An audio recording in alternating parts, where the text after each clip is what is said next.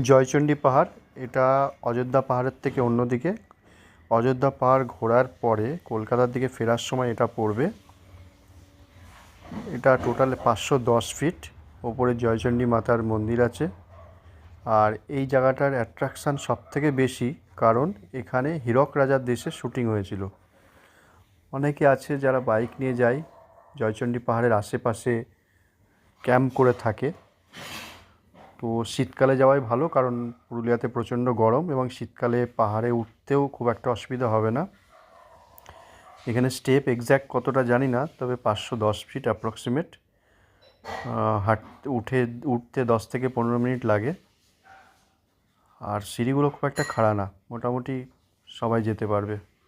পুরুলিয়া গেলে এই পাহাড়টা অবশ্যই ভিজিট করবেন, কারণ এটার ঐতিহাসিক একটি গুরুত্ব হলো এখানে হীরক রাজার দেশে শ্যুটিং হয়েছিল। এটা একটা পুরুলিয়ার পার্টের মধ্যেই পড়ে। এর সাথে আরও কিছু ঘুরতে পারেন, যেমন এটা দেখার পরে পাঞ্চেত ড্যাম, বোরন্তি। তো আপনার অযোধ্যাটা ঘুরে ফেরার পথে জয়ন্তীতে যাবেন, জয়চণ্ডী পাহাড়ে যাবেন।